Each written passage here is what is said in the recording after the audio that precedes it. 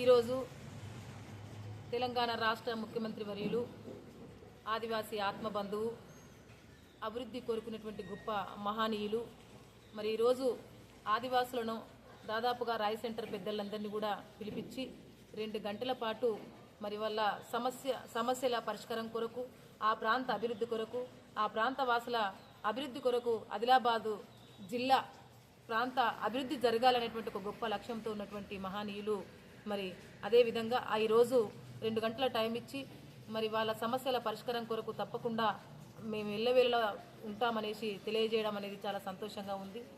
దాంట్లో భాగంగా ఈరోజు గౌరవనీయులు ఆదిలాబాద్ ఇన్ఛార్జి మంత్రివర్యులు సీతక్క గారు, మరి గౌరవ ఎమ్మెల్యే ఖానాపూర్ ఎమ్మెల్యే బొజ్జు పటేల్ గారు, మరి ఆ ట్రైబల్ డిపార్ట్మెంట్లకు సంబంధించినటువంటి అధికారులందరూ కూడా రావడం జరిగింది.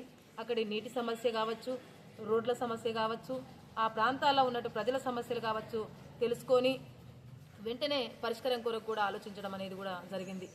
రోడ్లు లేనటువంటి ప్రాంతాలలో తప్పకుండా రోడ్లు వేయాలి, నీళ్లు లేనటువంటి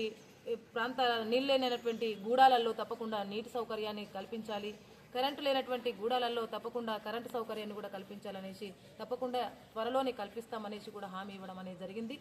ఆ ప్రాంత అభివృద్ధి కొరకు నేను ఎందుకంటే గతంలో పీసీసీగా ఉన్నప్పుడు కూడా ఆ ప్రాంతంలో నేను చాలా తిరిగి చూశాను. ఆ ప్రాంతం చాలా వెనుకబడి ఉంది కాబట్టి ఆ ప్రాంత అభివృద్ధి కొరకు తప్పకుండా పనిచేస్తాననేసి చెప్పడము మేమందరం కూడా చాలా గర్వంగా ఫీల్ అవుతున్నాం. ఎందుకంటే 2 గంటల సమయం ఇచ్చినటువంటి మొట్టమొదటి ముఖ్యమంత్రిగా మేము హర్షం వ్యక్తం చేస్తున్నాం. అంటే ప్రజల అభివృద్ధి కోరుకునేటువంటి గొప్ప ముఖ్యమంత్రిగా మేము భావిస్తున్నాం.